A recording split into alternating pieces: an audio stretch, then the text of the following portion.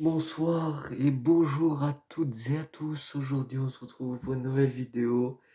Voilà, Milan a acheté son cinquième joueur après Sportiello, Romero, Loftus-Cheek et Pulisic, qui ça fait beaucoup de chic, itch. Maintenant, on a acheté un joueur qui s'appelle Reinders. Alors, c'est un joueur hollandais qui vient de l'AZ Alkmaar. On en a parlé dans d'autres vidéos. C'est un joueur de 24 ans. Voilà, c'est un jeune, sans être trop jeune. Du coup, il a quelques petites expériences quand même. Oh, il n'est pas trop expérimenté en Europe parce qu'il a joué que aux Pays-Bas. Voilà, donc ça fait pas de lui quelqu'un de hyper expérimenté, mais au moins il n'a pas 18 ans non plus. Voilà, il est au top de sa carrière, dans la partie de sa carrière où on commence en général à rejoindre des grands clubs quand on est bon, quand on mérite. Après, sincèrement, Reinders, je ne le connais pas. C'est un milieu de terrain style Benasser, parce qu'il récupère beaucoup de ballons, voilà, il fait beaucoup de passes à travers les lignes, il casse les lignes. Moi, j'ai vu quelques vidéos, ouais, parce que je le connaissais pas du tout. Et il aime bien casser les lignes avec des passes filtrantes comme ça, des passes en profondeur. J'ai vu qu'il met quand même quelques beaux buts, quand même, en dehors de la surface, des beaux buts là. En plus, c'est en Europa League ou en Conference League. Non, en Conference League contre West Ham. Il avait mis un beau but en dehors de la surface, magnifique. Alors cette saison, en tout, il a fait 11 passes décisives et combien de buts? À peu près 5 buts, ce qui n'est pas mal quand même. De toute compétition confondue, excusez-moi, hein. Je suis un peu fatigué de ma journée. Donc voilà, on l'a acheté pour 20 millions d'euros plus bonus. On devrait arriver plus 5 millions de bonus, dont 3 qui sont facilement comment dire, payables, c'est-à-dire 3 millions qu'on devra payer si certains objectifs seront atteints, comme par exemple un certain nombre de présences, de titularisation du joueur et peut-être 2 millions en plus s'il marque un certain but, si on se qualifie en Ligue des Champions. Et voilà. Donc, qu'est-ce que j'en pense de l'achat de ce joueur? 20 millions pour un joueur qui n'est pas très connu, je trouve que c'est beaucoup. Par exemple, Benasser, on l'avait acheté pour 11 millions d'euros, un truc comme ça, 10 millions d'euros, il me semble, hein. De Empoli, là, Empoli, il y a quelques années.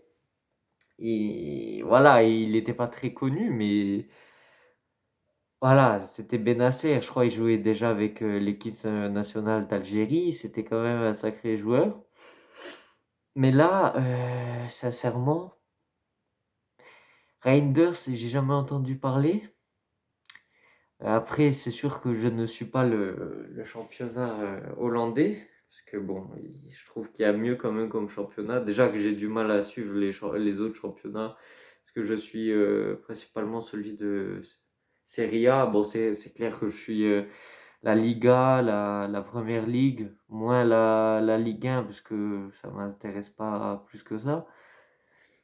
Mais voilà, le championnat hollandais, avec l'AZ surtout, franchement, bah, je connaissais ce club, euh, parce que bah, c'est quand même un club connu aux Pays-Bas. Après, on a vendu un joueur de notre Primavera il n'y a pas très longtemps, là, Kerkez, qui avait signé à l'AZ Alkmaar, là. Ou je sais pas comment ça se dit, toujours des noms compliqués. Mais non, voilà, franchement. Après, à voir, voilà, les highlights sur YouTube, ça veut rien dire. Voilà, on peut pas juger un joueur qu'on n'a pas vu encore jouer à l'AC Milan. Donc, on va le voir jouer à l'AC Milan et là, on pourra le juger. Bon, par contre, c'est un joueur qui a joué 100% des matchs cette saison. Il a fait 54 matchs cette saison, sans être blessé, sans jamais être remplacé. Donc voilà, j'ai vu un peu sa map de chaleur. Euh, Vous savez, quand on a le terrain là et on voit à peu près dans quelle zone il apparaît le plus. Et j'ai vu une map de chaleur et il était présent sur toute la map. Donc voilà, je pense que c'est un joueur qui court beaucoup. Je crois qu'il a une moyenne de 12 kilomètres parcourus par match, il me semble. Ce qui est beaucoup, voilà. Je pense qu'il peut être un très bon remplaçant de Benacer parce que, comme vous le savez, comme je l'ai déjà dit et je l'ai répété, on devra s'abstenir de Benacer jusqu'au moins en janvier parce que il s'est blessé lors du derby en Ligue des Champions contre l'Inter. En plus, dans les 10 premières minutes, là, après qu'on s'était pris 2 buts, là, c'était vraiment la cerise sur le gâteau. Non, franchement, Milan actif sur ce mercato. En même temps, un peu logique, parce qu'ils ont vendu Tonali, hein, 70 millions plus 10 de bonus.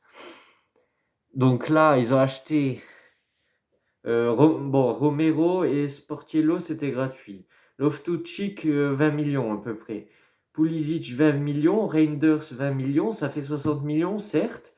Mais pour l'instant, notre propriétaire n'a rien déboursé dans ses propres sous. Il a tout déboursé de l'argent de la vente de Tonali. Donc, à partir du moment où la vente de Tonali sera compensée en termes de dépenses sur le mercato, c'est-à-dire qu'à partir du moment où on aura déboursé plus de 70-80 millions d'euros, c'est à partir de là qu'on verra combien les propriétaires déboursent vraiment, combien ils investissent dans l'AC Milan. Parce que là, ça sert à rien de dire, ouais, Milan fait un énorme mercato, parce que certes, on a acheté Pulisic, c'est un joueur que j'adore. Loftus-Cheek, c'est un joueur très physique, à voir s'il se blesse pas. On a acheté un joueur intéressant comme Reinders, Romero, bon, Sportiello, franchement, excellent second gardien. Mais, mais, euh, ça a été compensé par la vente de Tonali. Ça serait vraiment injuste qu'au final, ce mercato, on arrive juste à débourser 80 millions d'euros. Il y a tout le monde qui dit ah, excellent mercato de l'AC Milan, mais derrière, on a vendu un de nos meilleurs piliers au milieu de terrain, Tonali. Ça, il faut pas l'oublier. Après, ce que le propriétaire a fait à Tonali de le vendre, ça, je pardonnerai jamais. Mais après, il faut quand même supporter l'AC Milan, c'est-à-dire c'est pas maintenant que, vu que j'aime pas les propriétaires de l'AC Milan, c'est pas maintenant que je vais dire, je vais souhaiter que Milan perde ses matchs pour que le propriétaire dise, enfin, pour que je dise au propriétaire, ouais, enfin, en gros, ouais, vous avez vu, c'est parce que vous avez pas investi. Non, mais moi, je veux juste le bien de l'AC Milan.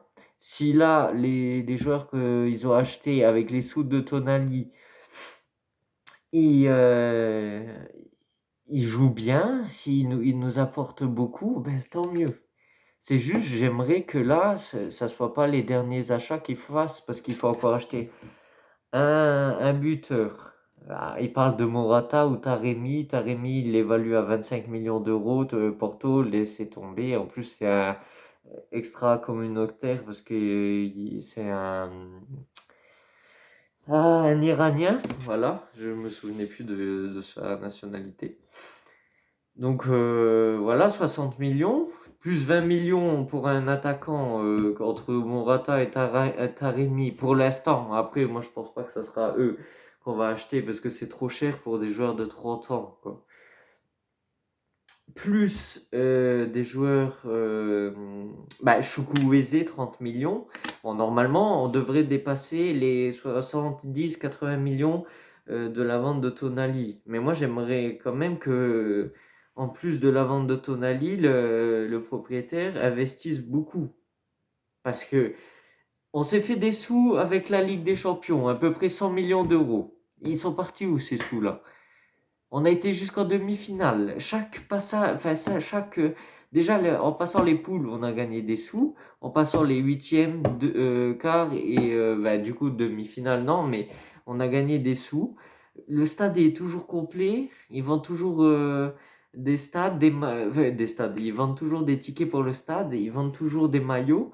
L'argent là, il va où? Il faut le réinvestir. Donc voilà, on attendra de voir la fin du mercato pour juger. Alors, quelle note je donne à cet achat? Je donne 6,5 parce qu'il a encore rien prouvé avec l'AC Milan. Après, c'est un joueur utile euh, pour remplacer Benacer. C'est un joueur qui est presque jamais blessé. Après, ça se trouve, il va venir, il va être blessé tout le temps. Du coup, ça aurait rien servi de dire ça, mais voilà. Donc voilà, dites-moi ce que vous en pensez dans les commentaires. Sur ce, on se voit pour la prochaine vidéo. Ciao, ciao.